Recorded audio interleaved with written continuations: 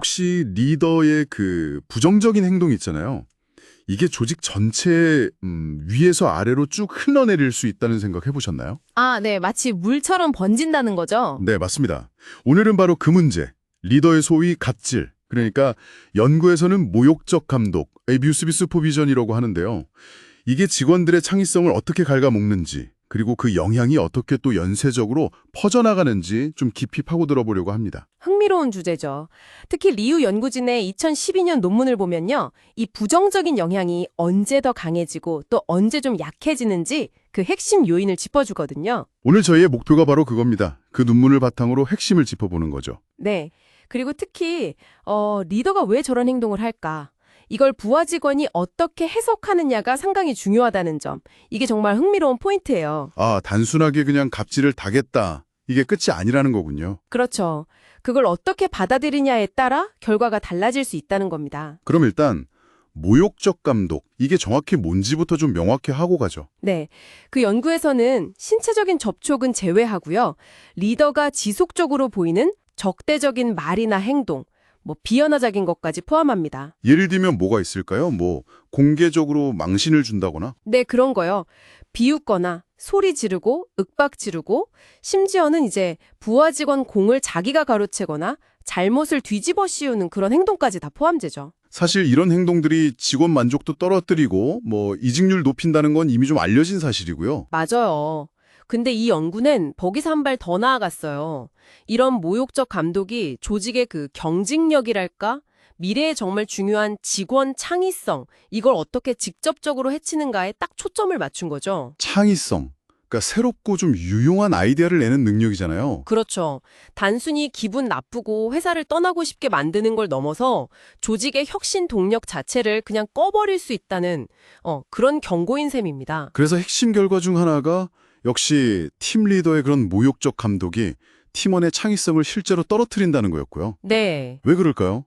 연구진 설명을 보니까 이런 모욕적인 경험들이 직원의 내재적 동기를 갉아먹기 때문이라고 하더라고요. 아, 일 자체에서 느끼는 즐거움이나 호기심, 흥미 같은 거요. 네, 바로 그거요.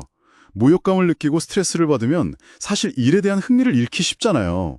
그게 결국 창의성 저하로 이어진다는 논리죠. 하긴 긍정적인 리더십이 창의성을 북돋는다 이런 연구는 많았죠. 많았죠. 근데 이 연구는 그 반대편, 그러니까 부정적인 리더십, 특히 이 모욕적 감독이 구체적으로 창의성에 얼마나 해로운 영향을 미치는지를 명확하게 보여줬다는데 첫 번째 기여점이 있는 것 같아요. 단순히 의욕만 꺾는 게 아니라 창의적으로 생각하는 그 능력 자체를 마비시킨다. 이런 거네요. 그렇습니다. 근데 여기서 더 흥미로운 건요. 이 부정적인 영향이 그냥 거기서 끝나는 게 아니라 연쇄적으로 흘러내린다는 거예요. 아, 연쇄 효과요? 네. 그러니까 부서장 같은 상위 리더가 팀 리더를 좀 함부로 대하면 그 팀 리더 역시 자기 팀원들한테 비슷하게 행동할 가능성이 커지고 이게 결국 팀원의 창의성 저하로까지 이어진다는 거죠. 폭포수처럼 위에서 아래로 쏟아지는 거네요. 딱 그 비유가 맞네요. 실제로 그 연쇄 효과, 캐스케이딩 이펙트가 확인됐다고 합니다. 이걸 이제 사회학습 이론으로 설명할 수 있거든요. 이 사회학습 이론이요? 네. 사람들이 알게 모르게 역할 모델, 특히 자기한테 영향을 미치는 상사의 행동을 관찰하고 따라 배우는 경향이 있다는 거예요. 좋은 것만 배우면 참 좋겠는데? 네. 안타깝게도 이런 부정적인 행동 패턴 역시 학습되고 대물림 될 수 있다는 걸 보여주는 거죠. 윗사람한테 당한 대로 아랫사람한테 풀게 될 수도 있다는 좀 씁쓸한 현실입니다. 와. 근데 여기서 정말 중요한 반전 아니면 변수 이게 등장합니다. 어떤 건가요? 바로 리더의 그 모욕적인 행동을 부하 직원이 왜 저러는 걸까 하고 해석하는 방식, 즉 귀임, 애트리뷰션에 따라서 그 파급 효과가 달라진다는 거예요. 아, 해석이 중요하다. 네. 이 연구에서는 크게 두 가지 해석 동기를 봤어요. 하나는 성과 향상 동기. 성과 향상 동기, 그건 뭐죠? 아, 저분이 날 성장시키려고 우리 팀 성과를 내게 하려고 저러시는 걸 거야. 이렇게 좀 긍정적으로. 아, 네네. 다른 하나는 상해 의도 동기. 이건 반대로 나한테 해를 입히려고 일부러 날 괴롭히려고 저러는 거야. 이렇게 받아들이는 거고요. 와, 근데 그 결과가 정말 놀라웠어요. 어떻게요? 팀 리더가 자기 상사인 부서장의 갑질을 성과 향상 의도 때문이라고 해석할수록 놀랍게도 그 팀 리더 본인이 자기 팀원들에게 더 모욕적으로 행동하는 경향이 강해졌다는 겁니다. 네.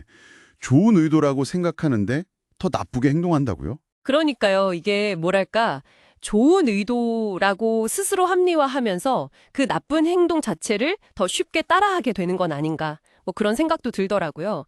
반대로 상해 의도라고 해석하면 그 모방 경향은 약해졌고요. 진짜 의외인데요. 그럼 팀원들의 경우는 어땠나요? 그것도 비슷했나요? 네, 비슷했습니다.